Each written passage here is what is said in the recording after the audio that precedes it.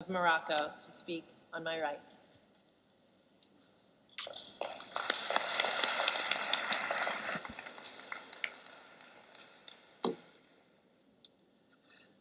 Permettez-moi tout d'abord de remercier le Royaume-Uni, président de la COP26, d'avoir invité le Royaume du Maroc à ce sommet mondial des leaders. Je suis particulièrement ravi de nous voir y aborder le thème de l'innovation, du déploiement de la technologie propre qui se trouve au cœur des préoccupations, de nos préoccupations communes. Le nouveau modèle de développement auquel aspire le Maroc a fixé 5 paris d'avenir à relever dans les domaines stratégiques. Parmi eux figurent ceux de la recherche, innovation et de l'énergie. L'engagement du Maroc dans une dynamique de transition énergétique est un choix politique volontariste porté au plus haut sommet de l'État par Sa Majesté le Roi Mohammed VI, que Dieu l'assiste.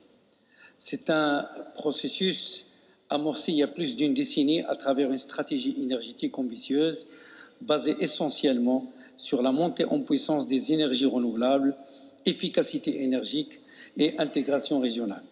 L'ensemble orienté vers l'innovation adaptée et le contenu local. Actuellement, 50 projets d'énergie renouvelable cumulant une puissance installée de 3 950 MW sont déjà en service. En outre, plus de 60 autres projets sont en cours de développement ou de mise en œuvre.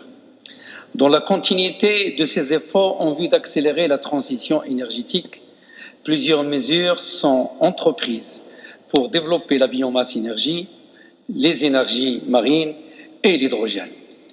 En matière d'innovation, le Maroc s'est doté d'infrastructures de recherche et d'innovation de pointe de la technologie dans le domaine des énergies propres, et ce, afin d'accompagner cette transition énergétique.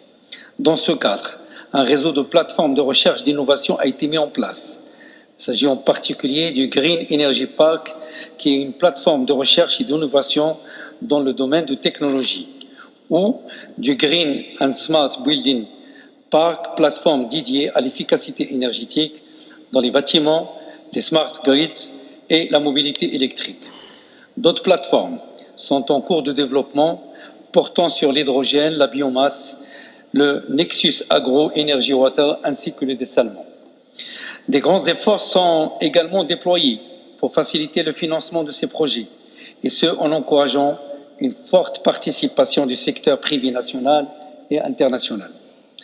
Excellences, Mesdames et Messieurs, le Royaume du Maroc a emprunté la voie d'un développement basé sur le développement des technologies propres, sur la promotion de la recherche et innovation verte, et continuera à déployer ses efforts dans cette direction.